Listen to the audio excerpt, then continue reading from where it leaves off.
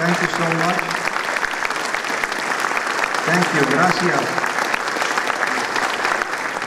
You know, when a young man or a young woman enlists in the military, and now we have an all-volunteer service, when they do that, you're also enlisting their families and their children as well. But you know, here's the bottom line. When it comes to our veterans, you, the veterans, have served us. Now, we have an obligation and a responsibility to serve you. Our goal here today is twofold: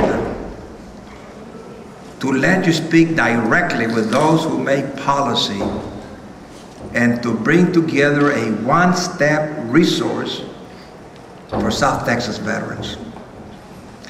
You know, South Texas is home to about 114,000 veterans, and about 47,000 reside in my congressional district. We owe it to you and your fellow veterans to think outside the box on matters related to the health care of South Texas veterans.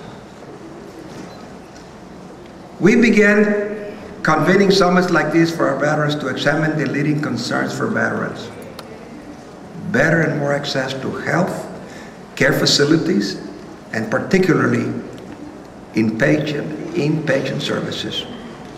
Since I became a member of Congress, and that was a few years back, 26 years this year today, I've advocated for a veterans hospital to be built in South Texas.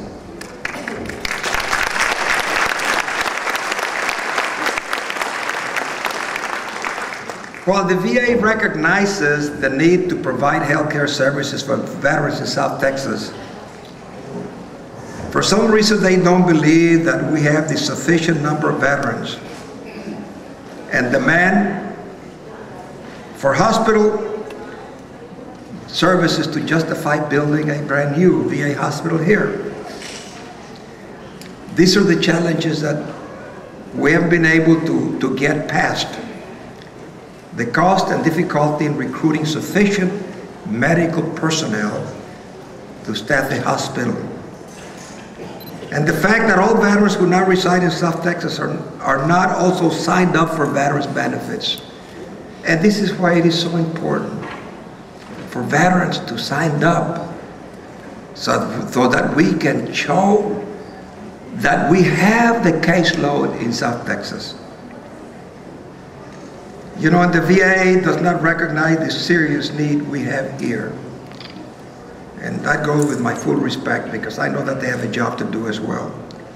And I know that it will cost a significant amount of funds to either build a new hospital or to provide hospital services here.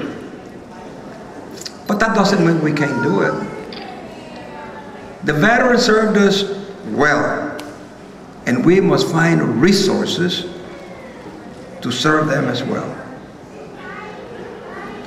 I've been working on this issue with my colleagues in Congress for many years. As many of you know, I introduced the South Texas Veterans Access to Care Act during the beginning of the 110th Congress. This is a new bill. Because I have seen the needs. I've walked with the veterans. My friends, it's a long drive from here to San Antonio. And we do have still a good number of veterans who served during the Second World War, the Korean War, the Vietnam War, and now Iraq and Afghanistan, where now we're beginning to see the type of wounds that we've never seen before. Now we're fighting a different war. Those of you who have relatives and family in the military, you see that war being played daily on television. It is brought directly to your home, and you see what happens in this vicious war. And many veterans have become advocates for their brothers in arms returning home, and have spent significant time lobbying members and explaining the need for from a personal perspective, because you know what it is to be far away from home, lonely, missing the special holidays for your family, birthdays, anniversaries, and you're far away from home. I can tell you many members come to me when they see South Texas veterans in the halls of Congress, because many veterans on their own have traveled to Washington to be there when I've testified before some of these committees. And this means a lot. The members of Congress who have seen you there admire you for the journey all the way to Washington. And that has helped. Last year in August, my colleagues and I brought House Veterans Affairs Committee Chairman Bob Filner to the Rio Grande Valley. And it was an amazing show of support by veterans throughout the valley that left quite an impression on the chairman of the Veterans Committee. We now have his support and that of many members, not only from Texas, but also from California, Illinois, Arizona, and Colorado. And on February the 4th, the ranking member of the Veteran Affairs Committee, Steve Boyer, will be coming down to look at the needs of veterans.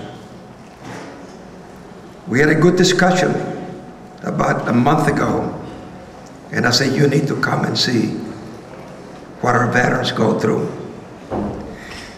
I understand we need to provide you medical services here at home, and we'll continue to fight until your drive will be a few minutes away, not hours away, my friends.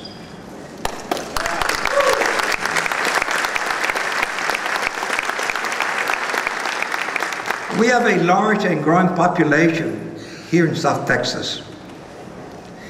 You know, and it's a shame when some of the families who have had their young sons and husbands wounded, and we cannot give them the special treatment that they need. They have to go to San Antonio or someplace else because they have the resources there. And you know that sometimes those families have to sell their homes to move so that they can be close to their families. That has happened. There's a young boy, young soldier from here who was wounded. And he saw some of his young soldiers, friends, colleagues of his, where they lost their legs, single, double, triple amputees. He was wounded in the spinal cord. He was at Bethesda, where we visited him every week. Then he transferred to San Antonio, and he said, you know what? I saw some of my Army buddies have their legs blown off. I've got both my legs, but I can't walk because of my spinal injury. So my friend, we owe our veterans so much. You know, we are free today. We are able to wake up in the morning and go get your cup of coffee wherever you want to. You can travel this country wherever you want to go to visit your relatives. You can seek the employment that you want. You know why? Because a price has been paid by those who have served, those that have been wounded, and those that have died. There's a saying in the military that some have given some, and some have given all, so that you and I could assemble here today.